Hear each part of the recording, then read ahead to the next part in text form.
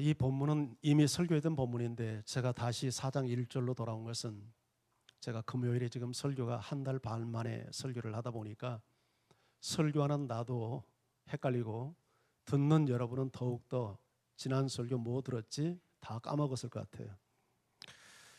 그래서 다시 한번 우리가 들었던 말씀을 간략하게 요약을 하고 오늘 이 1전 말씀을 중심으로 우리가 하나님의 음성을 함께 듣도록 하겠습니다. 에베소서의 핵심 주제는 교회입니다. 하나님께서 어떻게 교회를 만들었고 이 교회를 향한 하나님의 기대가 무엇이며 교회는 무엇을 하는 공동체가 되어야 하는가, 이게 에베소서를 통해서 우리에게 말씀하는 핵심이에요. 에베소서는 크게 두 부분으로 구성되어 있습니다. 상반부와 하반부. 상반부는 1장에서 3장까지이고 주로 이 부분은 교리를 다룹니다. 교회가 무엇인가, 어떻게 교회가 됐는가에 대한 교리 부분입니다. 그리고 오늘 읽었던 4장부터 6장까지는 교회는 어떠해야 하는가, 교리에 대한 삶의 적용을 다루고 있습니다. 자, 1장에서 어떤 내용을 다루었냐면 하나님께서 이 교회를 세우기 위해서 당신의 백성을 선택하시고 그리고 성부 하나님의 선택을 따라서 성자 하나님이 그 죄인들을 위하여서 대속의 피, 당신의 생명을 내어주셔서 구속의 역사를 이루시고 그리고 성령이 오셔서 그 사실을 인치시고 보증해 주시는, 이게 1장의 아주 중요한 핵심 메시지였어요. 그러면서 에베소 교회를 위한 기도로 마무리를 합니다.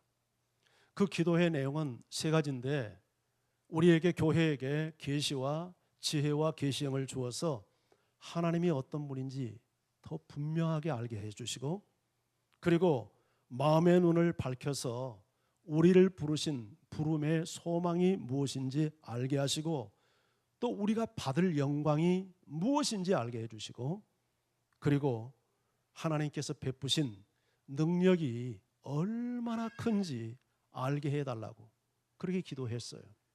여러분, 요약을 해보면 하나님이 어떤 분인지 더 잘 알게 하시고 하나님이 우리에게 주신 것을 알게 해달라는 기도예요. 그런데 하나님이 우리를 뭘 줬어요? 소망을 줬어요. 부름의 영광을 우리에게 줬어요. 그리고 능력을 줬어요. 그것을 더 잘 알도록 에베소 교회를 위해서 기도하며 1장을 마무리했어요. 그러니까 우리가 하나님 앞에 기도할 때 무슨 기도해야 되겠습니까? 하나님을 더 알기를 위해서 우리 기도해야 되겠죠. 나를 불러주신 소망이 얼마나 영광스러운 것인지 그걸 위해서 우리 기도해야 되겠고 또 교회가 세상에 살아가면서 발휘할 그 능력이 얼마나 큰지 그걸 알기를 위해서 기도해야 된단 말이죠. 이게 1장 내용이에요.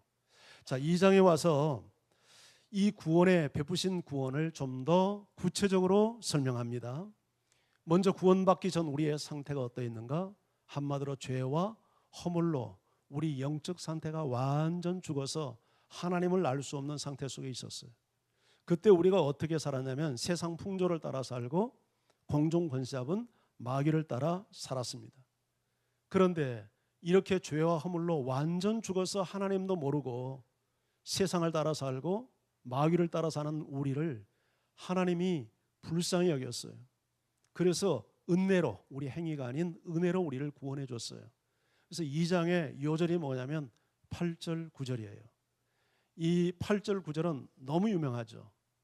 이 2장의 요절일 뿐만 아니라 기독교의 구원론을 설명하는 핵심 구절이에요. 우리 같이 한번 읽어볼까요? 시작. 너희는 그 은혜에 의하여 믿음으로 말미암아 구원을 받았으니 이것은 너희에게서 난 것이 아니요 하나님의 선물이라. 행위에서 난 것이 아니니 이는 누구든지 자랑하지 못하게 함이라. 여러분, 죄와 허물로 죽었던 우리를 우리의 행위가 아닌 하나님의 전적인 사랑으로, 은혜로 우리를 구원해 주셨어요. 그래서 이것은 전적인 하나님의 은혜요 선물이다, 그렇게 설명을 합니다. 그래서 누구든지 자랑하지 못하게 했어요. 무엇을? 자기 공로를 자랑해야 된다면 무슨 공로 자랑해야 되겠습니까? 예수 그리스도의 공로를 자랑하고 하나님의 은혜를 자랑해야 되겠죠. 근데 거기서 끝나지 않고 이렇게 은혜로 구원을 한 우리가 어떻게 살아야 되는가, 그걸 후반부 2장 후반부에 설명하는데 선한 일을 위해서 우리를 구원했대요. 선한 삶을 살도록 우리를 만드셨고 선한 삶을 살도록 우리를 구원했는데 그 선한 삶이 뭐냐면 도덕적 선함을 말하는 게 아니라 하나님을 예배하는 예배자의 삶을 의미해요. 하나님을 예배하도록, 하나님을 경배하도록 그 일을 위해서 하나님께서 우리를 구원했대요. 그러면서 우리는 하나님을 예배하는 성전이 되어가기 위해서 유대인과 이방인이 하나가 되어 함께 지어져 가야 된대요. 몇몇 사람만 하나님을 경배하는 예배자가 되어서는 안 되고 먼저 선택받은 유대인을 비롯하여 모든 이방인들이 사도들과 선자들이 닦아놓은 터 예수 그리스도 위에 교회로 세워져 가야 된다는, 교회로. 그렇게 해서 온 인류가 하나님을 예배해야 된다는 게 2장의 내용이에요. 자, 그리고 이제 3장에 와서 그 선한 일을 그걸 하나 더 설명하는데 그게 복음을 전하는 일이래요. 그래서 바울 자신도 자기는 일꾼된 자격이 전혀 없는 사람이었지만 전적인 하나님의 은혜로 이방인에게 복음을 전하는 일꾼이 됐다는 사실을 이야기를 합니다. 그러면서 3장도 역시 기도로 마무리를 해요. 근데 그 기도 내용이 뭐냐면 하나님이 우리 마음에 계시게 하시고 그리고 예수 그리스도를 통해서 우리에게 보여주신 사랑 안에서 뿌리를 내려 그 뿌리가 잘 자라서 우리 안에 하나님의 충만하심으로 충만케 되기를 위해서 기도했어요. 바울의 교회를 향한 기도를 보면 인간적 필요를 위해서 구한 기도가 거의 없어요. 하나님을 알게 하시고 하나님이 주신 것을 알게 하시고 예수 그리스도가 우리 안에 계신 것을 알게 하시고 그 사랑 앞에 뿌리를 내리고 하나님의 것으로 하나님의 성품과 하나님의 뜻과 하나님의 마음으로 우리가 충만하게 되어서 하나님의 형상이 회복되기를 위해서 구원의 본질을 위하여 그런 본질적인 기도를 바울이 드렸어요. 그렇다면 우리도 그와 같은 기도 하나님께 드려야 되지 않을까요? 할렐루야. 여러분의 기도가 성숙해지기를 축복합니다. 그리고 나서 이제 4장이 시작이 되는 거예요. 자, 이런 배경을 가지고 1절을 다시 한번 더 읽어봐요. 자, 시작. 그러므로 주 안에서 갇힌 내가 너희를 권하노니 그러므로 합당하게 행하여. 자, 전반부와 하반부를 연결시키는 고리, 다리가 하나 있죠. 그게 뭡니까? 그러므로라는 접속사예요. 이 그러므로는 앞문장을 봤는데 그러면 어디를 받을까? 통상적으로 모든 주석가들이 1장에서 3장 전체 교리 부분을 받는다고 해석하는 것이 전통적인 이해입니다. 자, 이 말이죠. 너희가 하나님의 은혜로 구원을 받고 교회가 되었으니 이제 그 교회가 된 부르심에 합당한 삶을 살아야 된다. 은혜로 구원받았으니까 아무렇게나 사는 게 아니고 이제 그 은혜로 구원받은 자답게 살아야 된다. 그것을 말씀하는 게 그러므로라고 하는 이 접속사가 우리에게 주는 메시지예요. 그런데 이것이 에베소서만의 독특한 형식은 결코 아니에요. 바울 서신의 거의 보편적인 형식이에요. 바울 서신을 보면 예외가 없는 것은 아니지만 거의 대부분의 서신이 앞부분에서는 교리적인 부분을 주로 다루어요. 그리고 후반부에 와서는 그 교리에 합당한 부합한 삶을 사는 삶의 문제를 다루고 있어요. 자, 몇 구절만 한번 제가 살펴볼게요. 우리 골로새서 3장 1절을 한번 같이 읽어봅니다. 시작. 그러므로 너희가 그리스도와 함께 다시 살리심을 받았으면 위의 것을 찾으라. 거기는 그리스도께서 하나님 우편에 앉아 계시느니라. 골로새서가 1장에서 4장까지 되어 있는데 1장 2절은 교리 부분이에요. 그리고 3장 4장이 생활편이에요. 그런데 3장 생활편의 첫 메시지가 그러므로예요. 자, 이 그러므로라는 내용은 뭐냐면 여기서 1절에 설명을 했어요. 너희가 그리스도와 함께 살리심을 받았으니, 이 말은 그리스도를 통해서 너희가 구원받았으니 이제는 위의 것을 찾으래요. 아래 것 찾지 말고 땅의 것 찾지 말고 위의 것을 찾으래요. 그 위의 것을 찾는다는 게 뭐예요? 그리스도께서 하나님의 우편에 앉아 계신다. 그리스도를 찾으라는 거예요. 주님을 닮으라는 거예요. 주님을 닮고 성품을 닮고 주님처럼 살기를 위해서 너희가 이제는 위의 것을 찾아야 된다. 그러면서 바울은 후반부에 이제 바로 이어서 이걸 위의 것을 찾는 것을 좀 더 구체적으로 적용을 하면서 5절 6절에서 이렇게 말합니다. 자, 5절 6절 같이 읽어봐요. 시작. 그러므로 땅에 있는 지체를 죽이라. 곧 음란과 부정과 사욕과 악한 정욕과 탐심이니 탐심은 우상 숭배니라. 이런 것들로 말미암아 하나님의 진노가 임하느니라. 위의 것을 찾기 위해서 먼저 땅에 있는 아래 것을 버리라는 거예요. 그 아래 땅의 지체, 우리가 죽여야 될 땅의 지체가 뭐예요? 음란, 부정, 사욕, 악한 정욕, 탐심. 왜 땅의 것을 죽이라고 말합니까? 이것 때문에 하나님의 진노가 임하니까. 구원받지 않는 백성에도 임하지만 구원받았다고 하면서 깽판치고 이렇게 살면 그 사람에게도 하나님의 진노가 임한다는 거예요. 그리고 나서 10절에서 위의 것에 대한 좀 더 명확한 의미를 설명합니다. 자, 3장 10절 시작. 새 사람을 입었으니 이는 자기를 창조하신 이의 형상을 따라 지식에까지 새롭게 하심을 입은 자니라. 새 사람을 입었다는 말이 뭐예요? 구원받았다는 얘기죠. 자, 그러니까 이제는 너희가 은혜로 구원받았고 새 사람 입었으니까 너희가 뭐 대충 살아도 된다. 구원파같이 그렇게 가르치는 게 아니죠. 새 사람을 입었으니 어떻게 살아야 됩니까? 자기를 창조하신 이의 형상을 따라 지식에까지 새롭게 하심을 입은 자다. 이 말이 뭐예요? 하나님의 형상이 우리에게 덧입혀지도록 살라는 얘기죠. 우리가 이미 은혜로 새롭게 함을 받았으니까 이제부터는 하나님의 형상을 담도록 너희가 살도록 부름을 받았으니 거기에 합당한 삶을 살도록 해야 된다는 얘기예요. 여러분, 성경의 다이아몬드라고 하는 노마서도 한번 볼까요? 자, 노마서 12장 1절 말씀 같이 한번 읽습니다. 시작.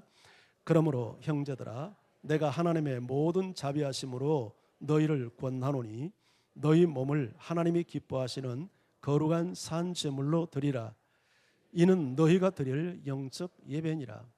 아마 노마서는 상당히 우리에게 익숙한 성경책이죠. 역시 노마서도 1장에서 11장은 주로 교리 부분이에요. 믿음으로 의롭다함을 받았다는 내용이죠. 그러니까 그러므로 이제 믿음으로 의롭다함을 받은 사람은 어떻게 살아야 되는가의 삶의 문제를 이제는 생활편 12장부터 가르치는데 12장을 시작하면서 이렇게 시작하잖아요. 그러므로 형제들아, 너희가 믿음으로 의롭다함을 받았으니 어떻게 살라고 말합니까? 이제 너희 몸을 하나님이 기뻐하시는 거룩한 산 제물로 드리래요. 이것이 너희가 드릴 진정한 예배래요. 하나님이 우리를 구원하신 목적이, 만드시고 구원한 목적이 예배잖아요. 그런데 어떻게 예배를 드리라고 말합니까? 우리 몸을 하나님이 거룩한 산 제물로 드리라는 거예요. 이 말의 의미가 뭘까요? 진정한 우리의 예배는 예배당 안에서만 드리는 게 아니라 삶의 현장에서 우리의 몸으로 삶의 현장의 예배가 되어야 된다는 얘기죠. 이게 구원받은 자의 삶이라는 거예요. 구원받은 사람은 삶 전체가 예배가 되어야 된다는 거예요. 아멘. 여러분들이 가정에 있든지 직장에 있든지 교회에서만 거룩하게 예배드리고 교회를 나가면 아무렇게나 살고, 이게 구원받은 자의 모습이 아니라 너희가 은혜로 값없이 구원받고 의롭다함을 받았으니 그러므로 형제들아, 내가 하나님의 모든 자비하심으로 너희를 권한다. 이제 너희 몸을, 너희의 삶이 하나님께 드려지는 산 제물처럼 살아있는 제사를 드려라. 그게 너희가 드려야 될 영적인 예배다. 진정한 예배다.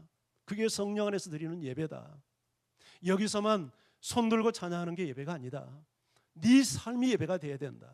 가정에서, 직장에서, 믿지 않는 사람들이 가득 찬 직장의 그 한복판에서 하나님 앞에 연락되는 삶을 네가 살아라.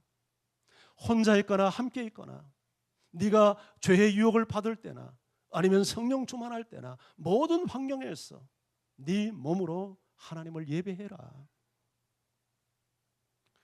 데살로니가전서 4장 1절도 같이 한번 읽죠. 데살로니가전서 4장 1절 시작. 그러므로 형제들아, 우리가 끝으로 주 예수 안에서 너희를 구하고 권면하노니 너희가 마땅히 어떻게 행하며 하나님을 기쁘게 하실 수 있는지를 우리에게 배웠으니 너희가 행하는 바라 더욱 많이 힘쓰라. 데살로니가전서도 1장 3장은 교리고 4장 5장은 적용이에요. 그런데 이 적용을 시작하면서 그러므로 형제들아 내가 예수 그리스도의 이름으로 너에게 권한다. 너희가 마땅히 어떻게 행하며 하나님을 기쁘게 할 수 있는지 이미 우리에게 배웠고 너희가 행한다.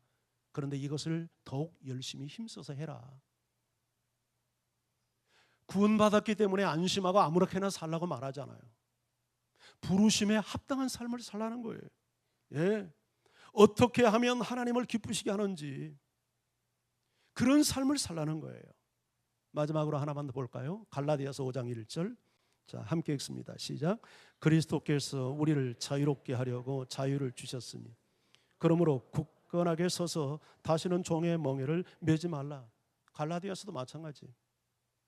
앞부분에서 교리편을 이야기하고 뒷부분에서 이제 생활을 이야기하는데 앞부분의 교리가 뭐냐면 그리스도를 통한 자유예요. 예. 오직 예수 그리스도를 통해서 우리가 자유함을 얻었어요. 그래서 그리스도께서 우리를 자유롭게 하시려고 자유를 주셔서 이 말이 뭐예요? 네 맘대로 살라. 그게 자유입니까? 그게 자유가 아니죠. 여기서 자유는 어때요? 죄의 멍에로부터 벗어나는 자유예요. 이전에는 죄의 종이 되어서 죄에 끌려다니는 자유가 없는 몸을 살았어요. 그런데 예수님께서 우리를 위해서 죽으시고 부활하시고 우리에게 구원의 은총을 주어서 우리를 진정한 자유롭게 하려고 자유를 줬다는 말은 죄로부터 자유로워서 참된 진리 앞에 순종하는 자유를 주기 위해서 그렇게 했다는 거예요. 이처럼 성경은 한결같이 구원받았으니까 대충 살아도 된다가 아니에요.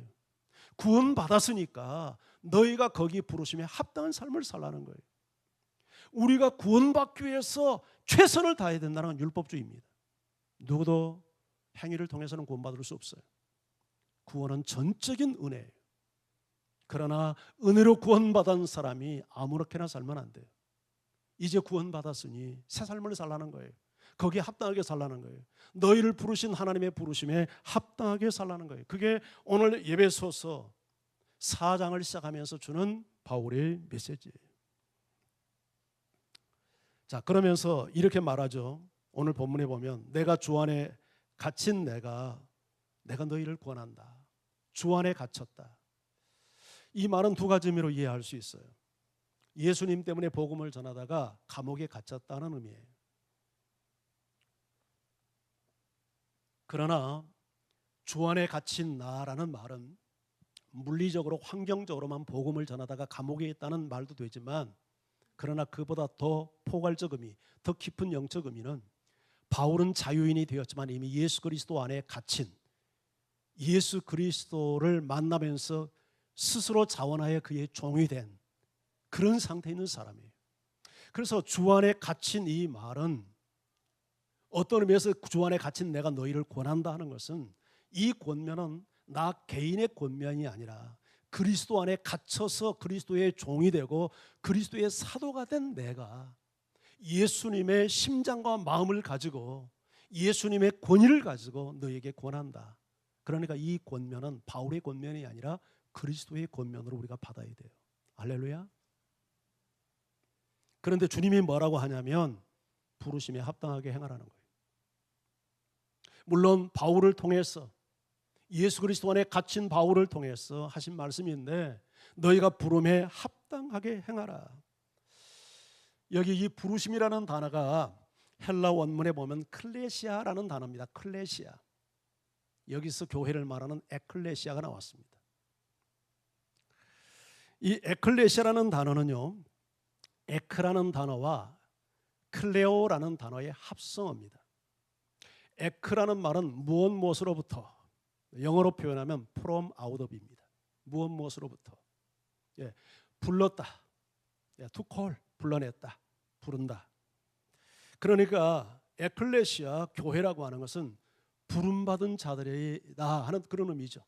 예, 어디에서 어디로 불러냄을 받은 자들일까요? 한마디로 세상 나라에서 하나님의 나라로, 어둠의 나라에서 빛의 나라로, 사탄의 종되었던 자리에서 하나님의 자녀의 자리로, 사망의 자리에서 생명의 나라로 우리를 불러냈어요. 그런 사람들의 모임을 에클레시아 교회라 그렇게 말한단 말이죠.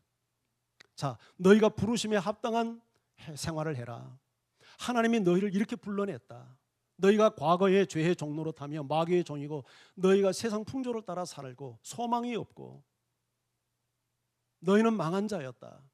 너희는 유한한 삶을 살다가 영원한 지옥불에 들어갈 자였다. 근데 거기서 불러내서 생명의 나라, 빛의 나라, 의의 나라, 영원한 나라, 하나님의 자녀의 나라로 너희를 불렀으니 이제는 그 부르심을 받은 자답게 합당하게 행하라 하는 거예요.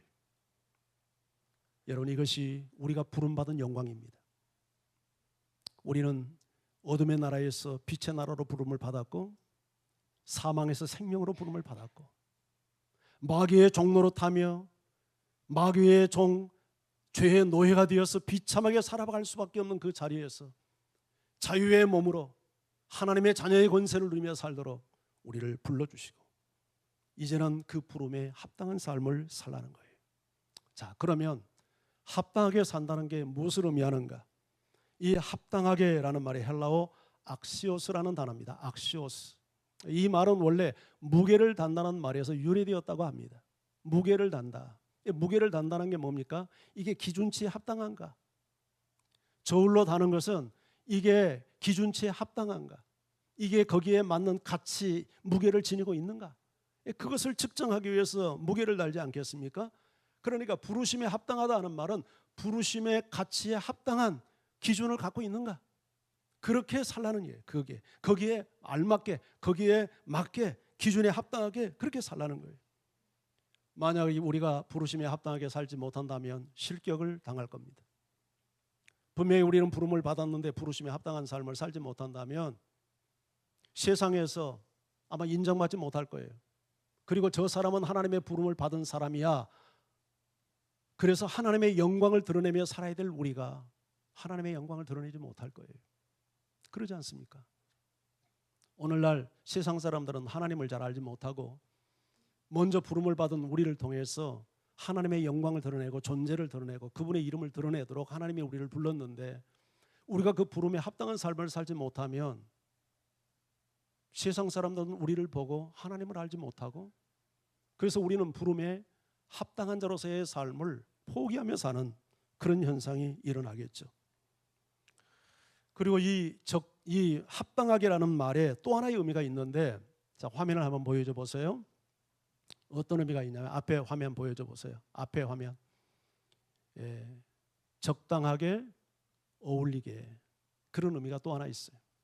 이 악시오스라는 단어 속에 그 합당하다는 말 속에는 적당하게 어울리게. 근데 이 어울린다는 단어가 주로 옷 입는 곳에 쓰여졌던 용어였다고 합니다. 어떤 사람은 옷을 입으면 참 어울리게 입어요. 제가 그렇게 입지 않습니까? 네. 그래서 목사님 코디를 누가 합니까 하는데 내가 합니다. 네. 근데 어떤 사람은 말이죠. 옷을 입어도 좀 안 어울리게 입는 사람들이 있어요. 여러분, 옷을 어울리게 입는다는 게 무슨 말입니까? 때와 장소에 맞게 옷을 입는 게 그게 옷을 어울리게 입는 거죠.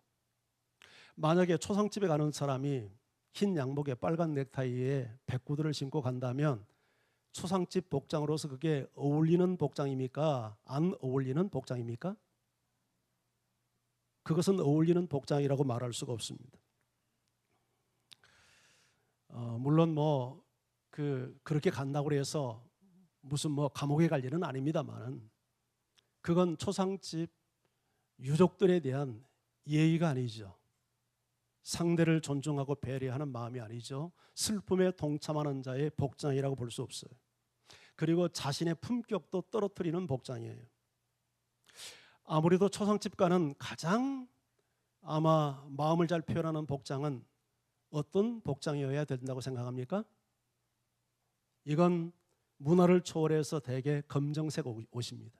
미국 사람도 초상나니까 다 검정 옷 입고 일본 사람도 초상나니까 다 검정 옷 입고 우리도 거의 초상집 갈 때는 검정 옷을 입고 갑니다.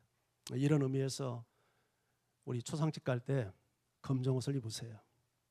아무리 생활이 힘들고 어려워도 초상집 갈 때 유족을 섬긴다는 마음으로 검정옷 한 벌쯤은 잘 준비를 해서 그런 예의를 지키는 것이 필요하다고 봅니다. 이건 진리 문제가 아니라 문화의 문제예요. 예배 자리에 나올 때도 예배에 합당한 복장이 있습니다. 물론 반바지를 입고 예배할 수 있습니다. 상황이 그럴 수밖에 없는 상황에서 너 반바지 입었으니까 나 예배 못 받겠다. 하나님 절대 그럴 뿐 아니에요. 그런데 모든 사람이 정장을 갖추고 예배하는 자리에서 반바지를 혼자 입고 예배를 드린다는 것은 그건 어울리는 예배에 어울리는 복장이라고 말할 수 없겠죠. 그렇죠? 예. 옷을 입는데 어울리는, 때와 장소에 어울리게 옷을 입는 것이 어울린다, 이렇게 말할 수 있는 거예요. 우리가 초상집에 흰 양복에 빨간 넥타이에 백구두를 신고 만약에 담임 목사가 그렇게 위로 예배를 드리러 간다고 하면 이건 악시오스가 아니라 우악시오스가 되는 거예요. 여기서 우라는 말은 절대 부정을 말하니까 절대 어울리지 않는 거죠. 이건 유족을 시험 들게 할 수도 있고 또 내 자신에 대한 품격을 떨어뜨릴 수도 있는 거예요.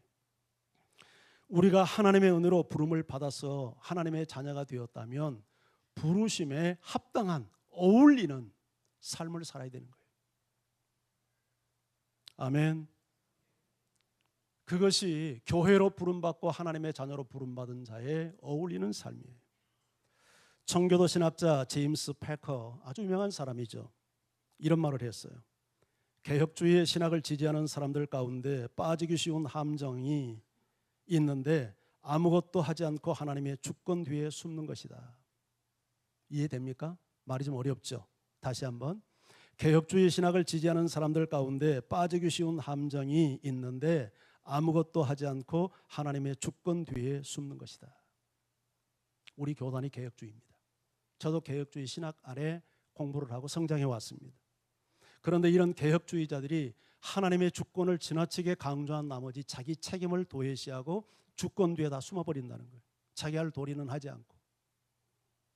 하나님이 다 예정하고 선택했는데 뭐 굳이 내가 나서 이렇게 발부둥 칠 필요 있냐, 그렇게 하면서 다 숨는다는 거예요. 이게 함정이라는 거예요. 시카고 무디 기념교회 담임 목사였던 해리 아이언사이드 목사도 이런 문제로 심각한 갈등을 겪었다고 고백을 했습니다. 그러면서 이런 고민을 거친 영적 거장들이 내린 결론이 있어요. 그게 뭐냐면 우리는 우리의 손과 발과 의지를 다해 피 흘리기까지 그리스도인다운 삶을 경주해야 한다 하는 것입니다. 이런 문제를 많은 영적 거장들이 고민을 하면서 내린 결론이 우리의 손과 발과 의지를 다해 피 흘리기까지 그리스도인다운 삶을 살도록 경주해야 된다 하는 거예요.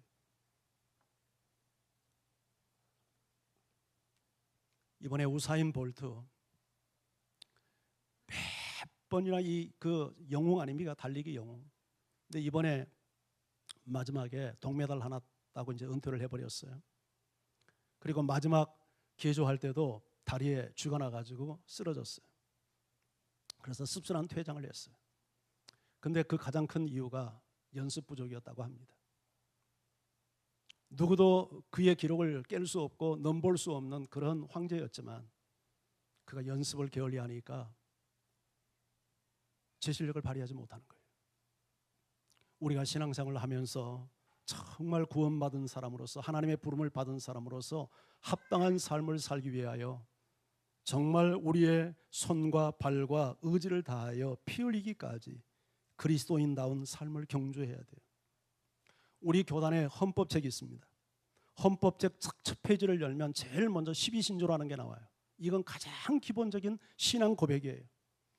목회자 후보생이 되거나 장로고시를 보거나 목사 후보의 고시를 볼 때 거의가 빠짐없이 나오는 문제, 12신조 써라, 이 문제가 다 나와요. 왜? 가장 중요한 신앙의 고백이니까. 근데 이 12신조를 소개하면서 서원에서 우리의 신앙 고백 12신조는 웨스트민스터 신도 개요서를 기초하여 이 고백을 했다, 그런 설명을 붙여놓고 있습니다. 웨스트민스터 신도 개요서.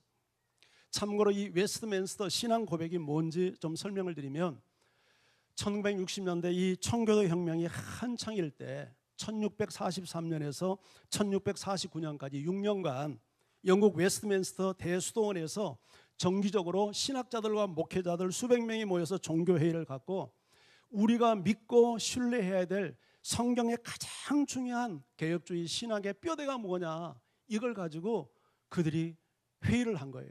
토론을 하고. 그렇게 해서 1648년 6월 웨스트민스터 종교회에서 승인을 받아서 발표를 했는데 그게 총 33장으로 되어 있어요.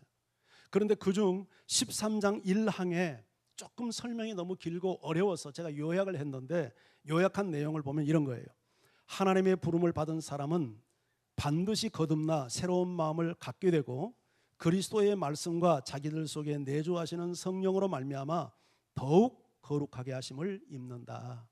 그러니까 하나님의, 거기는 이제 유효한 부르심, 이게 하나님의 분명한 거짓 부르심이 아니라 하나님의 분명한 부르심을 받고 거듭난 사람은 마음이 새로워져서 그리스도의 말씀과 우리 속에 내주하는 성령으로 말미암아 반드시 거룩한 삶을 살도록 되어 있다는 거예요. 할렐루야. 구원받았으니까 아무렇게나 사는 게 아니에요.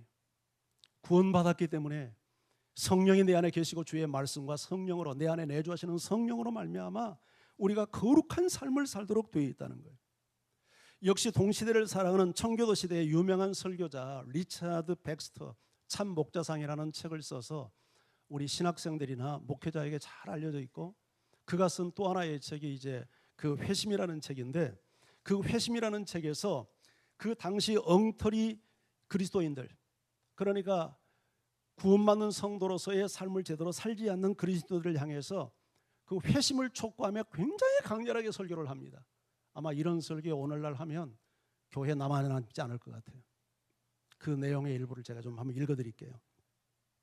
하나님은 여러분이 하나님과 여러분 자신의 죽음을 얼마나 잊고 사는지, 또 영원한 것들을 얼마나 가볍게 취급하고 사는지 다 보고 계십니다. 여러분이 입술로는 하나님을 믿는다고 하면서 얼마나 용감하게 죄를 짓고 사는지, 얼마나 하나님의 심판을 소홀하게 여기는지, 그리고 얼마나 부정한 일들을 행하며 살아가는지 다 보고 계십니다. 하나님은 여러분이 얼마나 세상적인 관심과 쾌락에 빠져 있으며 세상의 것들을 간절히 추구하며 영원한 생명을 위해 준비해야 할 짧고 소중한 시간까지 아무것도 아닌 것에 낭비하고 사는지를 다 보고 계십니다. 이제 그 무서운 날이 임하면 여러분의 슬픔은 시작될 것이며 통탄하게 될 것입니다. 그때 고통과 파멸 속에서 부르짖어 보아야 아무 소양이 없습니다. 여러분은 곧 지난날 어리석게 행동한 기억들 때문에 자신의 가슴을 쥐어뜯게 될 것입니다. 여러분은 지금 얼마나 하나님을 무시하고 있는지 알고 있습니까? 여러분은 얼마나 신속하게 여러분의 죄를 버려야 하는지를 알고 있습니까? 여러분은 얼마나 굳게 결심하고 여러분을 속이고 있는 여러 유혹들을 떨쳐 버려야 하는지를 알고 있습니까? 여러분은 얼마나 간절히 하나님께 기도하며 얼마나 열심히 말씀을 듣고 공부하고 연구해야 되는지를 알고 있습니까? 생각과 말과 행동으로 짓는 죄를 얼마나 두려워합니까? 여러분은 성화를 위해 얼마나 많은 주의를 기울이고 있습니까? 굉장히 가슴을 후벼 파는 설교입니다. 이런 설교를 했어요, 직접. 리차드 백스터 목사님.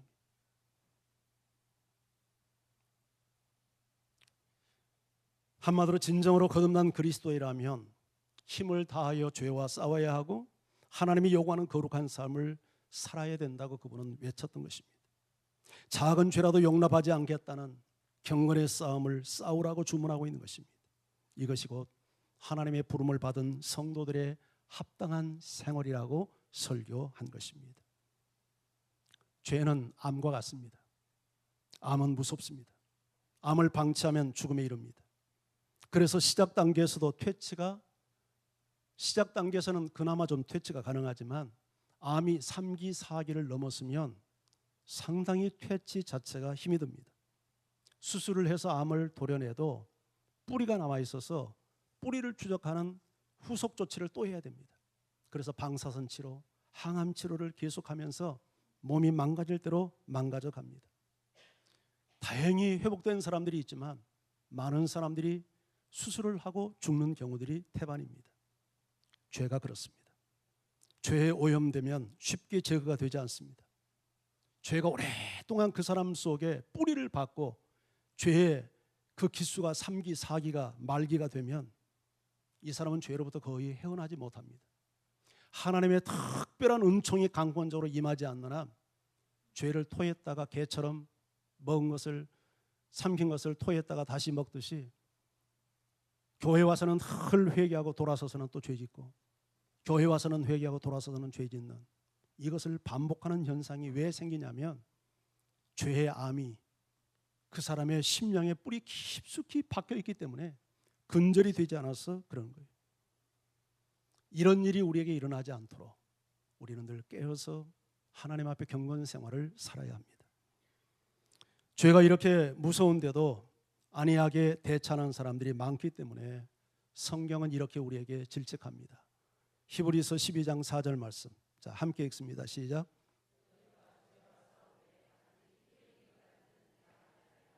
이 말이 뭡니까? 너희가 죄와 싸우되 어느 정도로 싸워야 된다는 거죠? 피를 흘릴 때까지 싸우라는 거예요. 그런데 그렇게 싸우지 않는다는 거예요. 왜냐하면 죄는 유혹하는 힘이 있기 때문이죠. 죄는 보함직하고 먹음직스럽고 그것이 나의 인생을 행복하게 할 만큼 탐스러워 보이는 유혹의 힘이 있습니다. 그래서 사람들은 저항하지 못합니다. 피 흘리기까지 죄와 싸우지 못합니다. 대충 타협하며 삽니다. 그러나 그렇게 살면 죄가 그 영혼을 죽이고 인생을 죽입니다. 그래서 우리 힘으로 구원받을 수 없지만 하나님의 은혜로 구원받은 사람은 그 은혜가 헛되지 않기 위하여, 하나님의 부르심이 헛되지 않기 위하여 부름에 합당한 삶을 살라고 말하는 것입니다. 바울은 자기 자신을 향하여 이런 고백을 했습니다. 고린도전서 9장 26절 27절 함께요. 시작. 그러므로 시작. 그러므로 나는 다름질하기를 향방 없는 것 같이 아니하고 싸우기를 허공을 치는 것 같이 아니하며 내가 내 몸을 쳐 복종하게 하면 내가 남에게 전파한 후에 자신이 도리어 버림을 당할까 두려워함이로다. 자신의 이야기입니다. 자신의 신앙생활을 다름질, 싸우는 것에 비유했습니다. 다름질을 치는데 향방 없이 달리지 않았다는 겁니다. 분명한 목표를 가지고 달렸다는 거예요. 자기가 싸우는데 허공에다 헛손질하지 않았다는 거예요. 분명한 타켓을 향하여 주먹질을 했다는 거예요. 근데 그 싸움의 대상이 누구라고 얘기합니까? 자기 자신이에요. 내 몸을 쳐서 복종케 하면 이게 뭐예요? 자기 정욕이죠. 육체의 소욕이죠. 이것을 쳐서 복종하게 했다는 거예요. 성령의 소욕 앞에 복종하도록 자기 몸을 쳐서 복종시켰다는 거예요. 왜 그렇게 했어요? 내가 남에게 전파하고 남은 구원하면서 도리어 내 자기 자신은 버림당할까 봐 두려워했다는 거예요. 여러분, 이것이 사도 바울의 고백이에요. 평신도의 고백이 아니에요.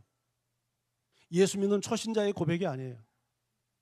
예수 믿고 대충 구원받았다고 어림짐작하고 살아가는 그런 믿음 없는 사람의 고백이 아니라 남을 가르치고 지도하고 성경을 기록하는 그런 탁월한 사도의 삶을 사는 하나님의 사람이, 내가 남은 가르치지만 나 자신은 버림받을까 봐 구원이 확신이 없어서 지금 이런 말 하는 겁니까? 그런 의미가 아니죠. 오늘날 우리 성도들을 보면 은혜로 구원받았으니까 너무 대충대충 살아도 한다는, 자기 삶에 대한 책임을 지지 않는 불경건한 삶을 사는 사람들이 너무 많아요. 가서 회개하면 되지 뭐. 죄 짓고 또 회개하면 되지 뭐. 그렇게 하면서 영적 성장이 일어나질 않는 거예요. 그 예수 믿는 영광의 기쁨이 뭔지를 전혀 몰라요. 그냥 죄와 싸우다가 갈등하다가 인생 끝나버리는 거예요. 그런 삶을 살면 안 돼요. 이런 사람은 사명을 위해서 살아갈 수도 없어요. 능력도 나타나질 않아요.